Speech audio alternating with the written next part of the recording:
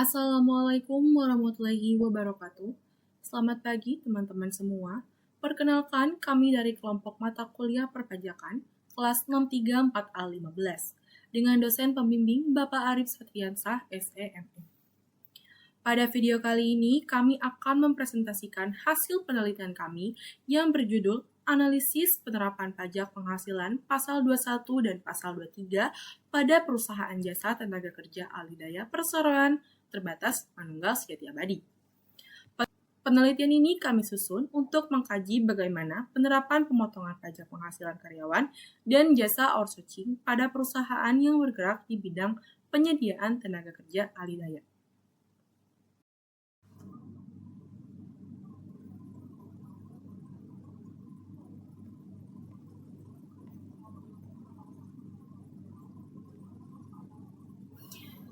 Sebelum masuk ke pembahasan, izinkan kami memperkenalkan anggota kelompok kami terlebih dahulu. Yang terdiri dari, yang pertama, Diva Aurora dengan NIM 63240623. Yang kedua, Naswa Jimli Awalia dengan NIM 63241347. Yang ketiga, Sepa Sania dengan NIM 63241348. Yang keempat, Cil Payundria dengan NIM 63240325. Lalu yang terakhir, Nareska Elpidia Yusita Linda dengan NIM 63241030. Itulah kelima anggota yang terlibat dalam penyusunan laporan ini. Selanjutnya, kita akan masuk ke bagian latar belakang penelitian. Perkembangan dunia usaha di Indonesia saat ini mengalami kemajuan yang cukup signifikan, terutama pada sektor jasa penyedia tenaga kerja. Kondisi ini menuntut setiap perusahaan untuk mampu mengelola sumber daya manusia dan keuangannya secara profesional. Perseroan Terbatas Manunggal Sejati Abadi sendiri merupakan perusahaan yang bergerak di berbagai bidang jasa, sehingga memerlukan sistem pengelolaan informasi akuntansi yang baik dan tertata. Sebagai entitas bisnis, perusahaan dituntut untuk patuh terhadap regulasi perpajakan yang berlaku, khususnya pajak penghasilan pasal 21 yang dikenakan atas upah karyawan, serta pajak penghasilan pasal 23 yang dikenakan atas jasa outsourcing. Oleh karena itu, penelitian ini kami lakukan untuk mengkaji lebih dalam mengenai penerapan sistem perpajakan pada objek penelitian, guna menjamin integritas dan tata kelola keuangan perusahaan tetap berjalan dengan baik. Baik, demikian latar belakang dari penelitian kami. Selanjutnya akan dilanjutkan oleh rekan saya untuk membahas profil perusahaan. Sekian, terima kasih. Baik, saya Naswa Jimli Awalia dengan NIM 63241347. Selanjutnya saya akan memaparkan profil dari perusahaan yang menjadi objek kajian kami, yaitu PT Manunggal Sejati Abadi. PT Manunggal Sejati Abadi merupakan sebuah perseroan terbatas yang didirikan oleh Bapak Haji Ucin. Menariknya, perusahaan ini tidak langsung berbentuk PT sejak awal berdiri. Pada awalnya, entitas ini beroperasi sebagai badan hukum atau yang biasa kita kenal sebagai CV, dengan nama CV Manunggal. Seiring dengan pertumbuhan bisnis yang semakin pesat, pada tahun 2007, status hukum perusahaan ini resmi ditingkatkan menjadi perseroan terbatas, sebagai bentuk komitmen terhadap profesionalisme dan tata kelola yang lebih baik. Hingga saat ini, wilayah operasional PT Manunggal Sejati Abadi telah berkembang cukup luas, mencakup Pulau Jawa, Semarang, hingga Sumatera. Ini menunjukkan bahwa perusahaan memiliki komitmen kuat dalam memberikan pelayanan profesional dengan jangkauan yang luas. Selanjutnya, kita akan membahas mengenai bidang usaha dan layanan yang dimiliki oleh PT Manunggal Sejati Abadi. Perusahaan ini bergerak di 4 bidang layanan utama. Yang pertama ada jasa cleaning service, yaitu layanan pengelolaan kebersihan secara profesional, khususnya untuk fasilitas gedung perkantoran dan pusat perbelanjaan atau mall. Yang kedua, ada jasa keamanan, di mana perusahaan menyediakan tenaga kerja satuan pengamanan atau security yang telah terlatih, guna memberikan perlindungan terhadap aset maupun fisik milik pelanggan. Nah, yang ketiga ada jasa telekomunikasi yang mencakup pengelolaan teknis berupa upgrade jaringan dari 4G ke 5G serta pengelolaan tower satelit yang berlokasi di wilayah Depok. Nah, dan yang keempat adalah jasa konstruksi yang meliputi pelaksanaan pengecatan gedung tinggi serta penyediaan tenaga pembantu tukang untuk berbagai proyek fisik. Dengan keempat layanan tersebut, PT Manunggal Sejati Abadi hadir sebagai mitra bisnis yang komprehensif bagi berbagai sektor industri. Baik, selanjutnya saya akan menyampaikan rumusan masalah yang menjadi fokus dalam kajian kami terhadap PT Manunggal Sejati Abadi. Terdapat 4 poin utama yang kami angkat. Yang pertama ada bagaimana sejarah pendirian dan perkembangan PT Manunggal Sejati Abadi hingga saat ini.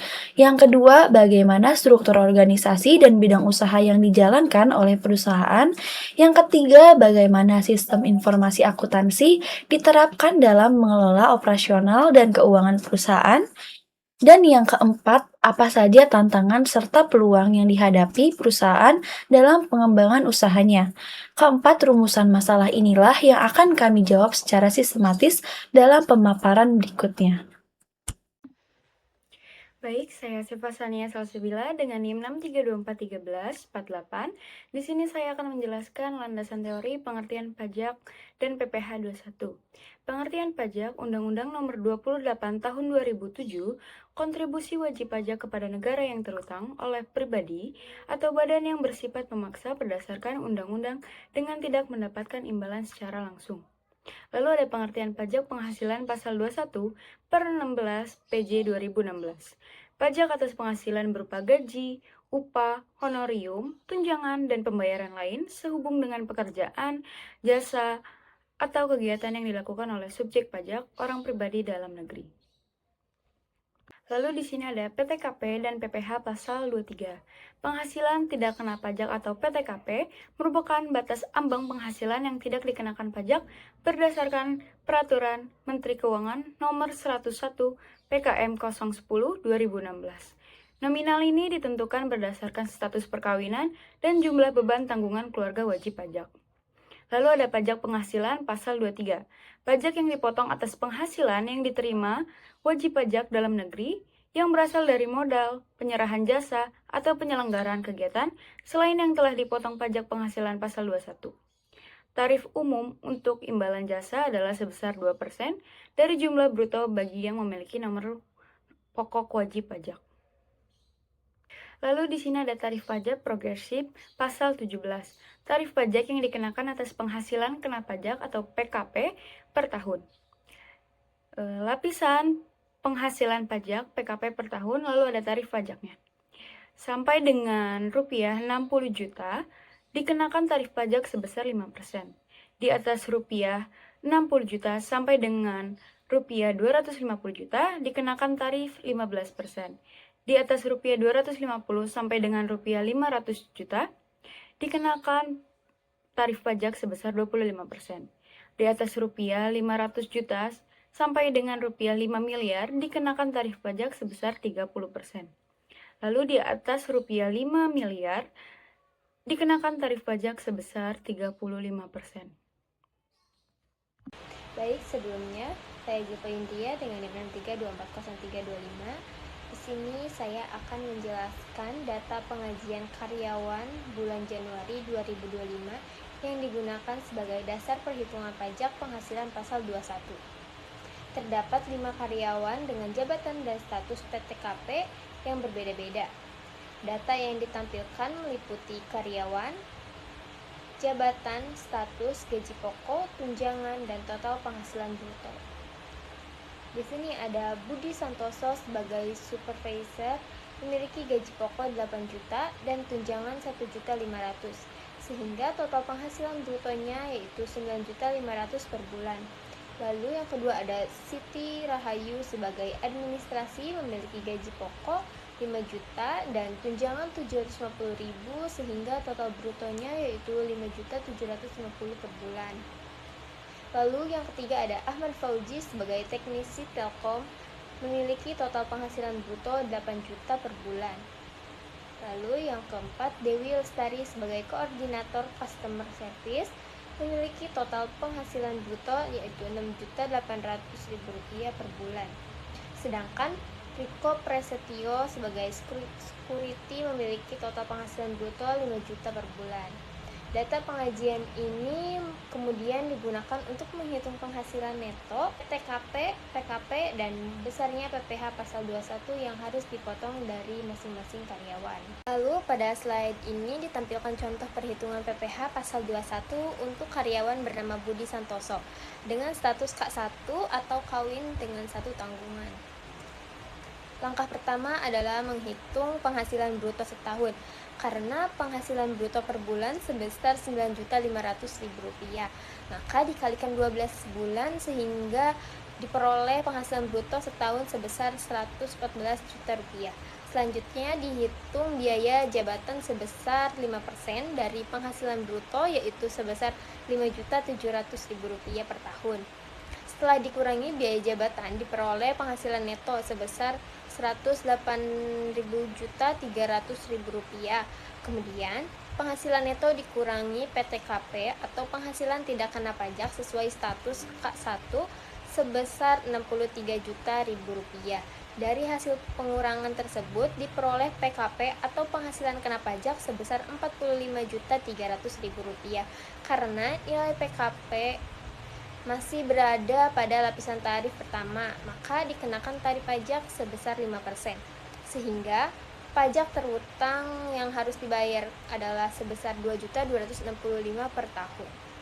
Apabila dibagi 12 bulan, maka potongan PPh pasal 21 setiap bulan sebesar Rp188.750.000 per bulan.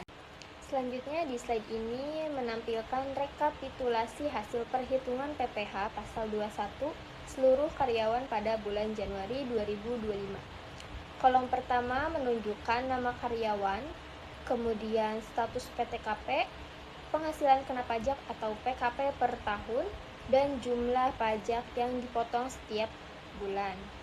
Berdasarkan hasil perhitungan, Budi Santoso dengan status K1 memiliki PKP sebesar Rp45.300.000 dan potongan pajak Rp188.750.000 per bulan. Siti Rahayu dengan status TK0 memiliki PKP sebesar Rp11.550.000 dan pajak sebesar Rp48.125 per bulan. Lalu ada Ahmad Fauzi dengan status K2 memiliki PKP sebesar Rp23.700.000 dan pajak sebesar Rp98.750.000 per bulan. Lalu ada Dewi Lestari dengan status K0 memiliki PKP sebesar Rp19.020.000 dan pajak sebesar Rp79.250.000 per bulan. Sedangkan Riko Prasetyo dengan status TK0 memiliki PKP sebesar 3 juta dan pajak sebesar 12.500 per bulan. Dari seluruh perhitungan tersebut, total potongan PPh pasal 21 yang harus dipotong perusahaan pada bulan Januari 2025 adalah sebesar Rp427.375. Rekapitulasi ini menunjukkan bahwa besarnya pajak yang dibayarkan setiap karyawan berbeda-beda tergantung pada jumlah penghasilan dan status PTKP yang memiliki masing-masing karyawan.